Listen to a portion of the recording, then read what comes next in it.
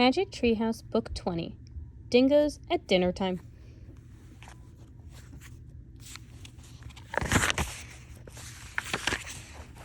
Prologue. One summer day in Frog Creek, Pennsylvania, a mysterious treehouse appeared in the woods. 8-year-old Jack and his 7-year-old sister Annie climbed into the treehouse. They found that it was filled with books. Jack and Annie soon discovered that the treehouse was magic. It could take them to the places in the books. All they had to do was point to a picture and wish to go there. Along the way, Jack and Annie discovered that the treehouse belongs to Morgan Le Fay. Morgan is a magical librarian from the time of King Arthur. She travels through time and space gathering books. In Magic Treehouse Books 5 to 8, Jack and Annie help free Morgan from a spell. In Books 9 to 12, they solved 4 ancient riddles and became master librarians. In the Magic Treehouse Books 13 to 16, Jack and Annie had to save 4 ancient stories from being lost forever. In the Magic Treehouse Books 17 to 20, Jack and Annie must be given 4 special gifts to help free an enchanted dog from a spell. They have already received a gift on a trip to the Titanic, a gift from the Lakota Indians, and a gift from a forest in India. Now, they are about to set out in search of their last gift. Chapter 1. The Last Gift. Annie sat on the porch steps. She stared down the street at the Frog Creek woods. "Hey, Jack," she said. "Do you hear it?" Jack sat next to her. He was reading a book. "Hear what?" he said. "Teddy's calling us," said Annie. "You're kidding," said Jack, but he looked down the street and listened too. A faint bark came from the distance. A big smile crossed Jack's face. "You hear it," Annie said. "Yep," said Jack. "You're right. Time to go." He stood up and grabbed his backpack. "Be back soon," Annie shouted through the screen door. "Don't be late for dinner," their dad called. "We won't," said Jack. He and Annie ran down the street and into the Frog Creek woods. Soon they came to the tallest oak. There was the magic tree house. A little black nose stuck out of the window. "Hi, silly," Annie called. "We're coming." "Arr!" came a happy bark. Annie grabbed the rope ladder and started climbing. Jack followed her up into the treehouse. A small dog sat in a circle of afternoon sunshine. His tail wagged. "Hey, Teddy," said Jack. Jack and Annie hugged Teddy, and the dog licked both of them. "Morgan's note is still here," said Annie. "Yep," said Jack. He knew the note by heart now. "This little dog is under a spell and needs your help. To free him, you must be given 4 special things. A gift from a ship lost at sea, a gift from the prairie blue, a gift from a forest far away, a gift from a kangaroo. Be wise, be brave, be careful. Morgan." Beside the note were the gifts from their first 3 trips. A pocket watch from the Titanic, an eagle's feather from the prairie skies, a lotus flower from a forest in India. "We just need to get a gift from a kangaroo," said Annie, "and Teddy will be free from his spell." "We must be going to Australia," said Jack. "That's where kangaroos live." "Cool," said Annie. Teddy whined and scratched at a book lying in the corner. Jack picked it up. "What'd I tell you?" he said. He showed the cover to Annie. The title was The Adventures in Australia. "Great," said Annie. She looked at Teddy. "Ready to meet a kangaroo?" "Arr, arr." Jack opened the book. He found a page with a small picture of different animals and a big picture of a forest. Jack pointed at the forest. "I wish we could go there," he said. The wind started to blow. The treehouse started to spin. It spun faster and faster. Then everything was still. Absolutely still.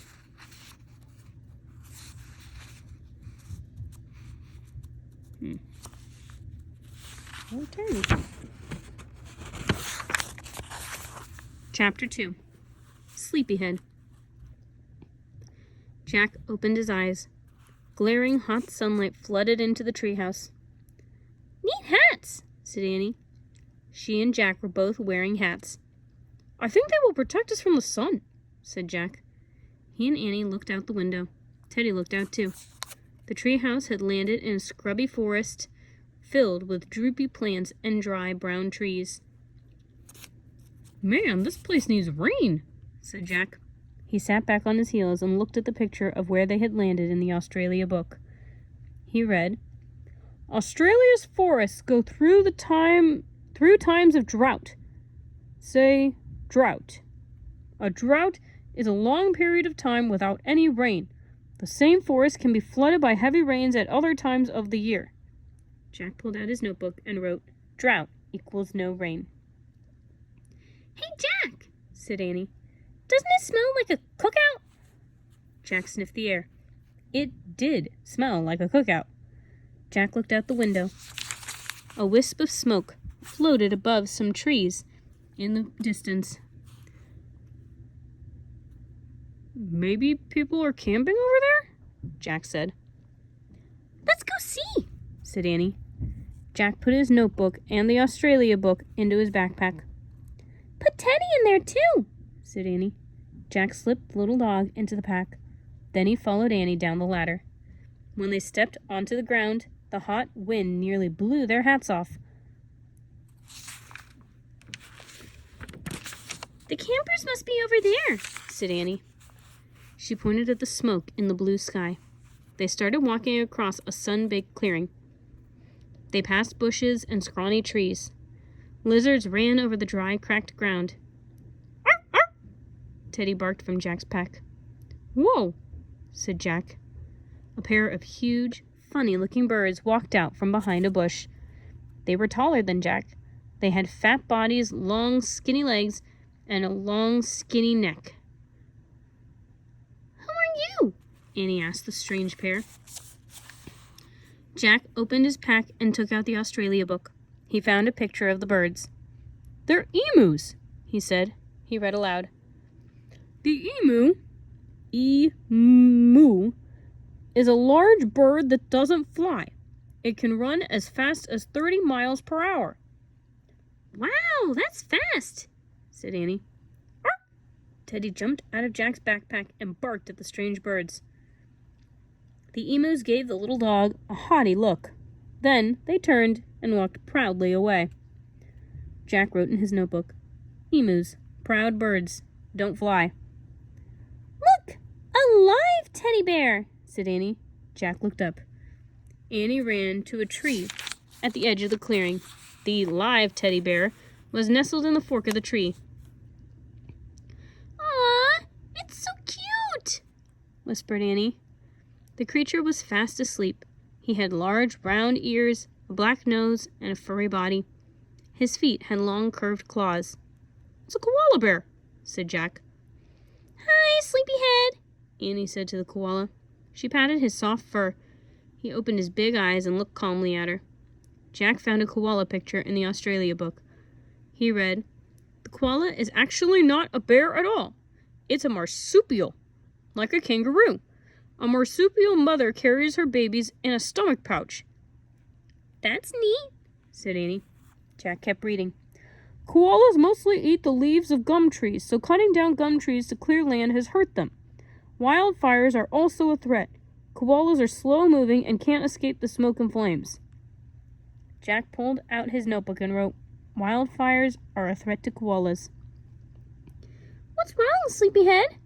Annie asked the koala. Don't you feel well? Don't worry, said Jack. Listen to this. He read more from the book. Koalas, like kangaroos, are active at night and sleep during the day.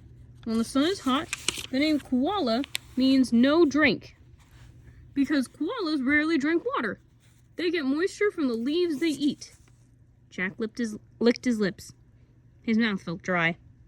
Speaking of water, he said, I'm thirsty. Me too, said Annie. Teddy was panting as if he was thirsty also. Let's find those campers, said Jack, sighing. Maybe they can give us some water. Jack put Teddy back into his pack. He tucked the book under his arm in case he needed to look something up. They began walking again. Suddenly, there was a loud, harsh cackle. Yikes, said Annie. What was that? Said Jack.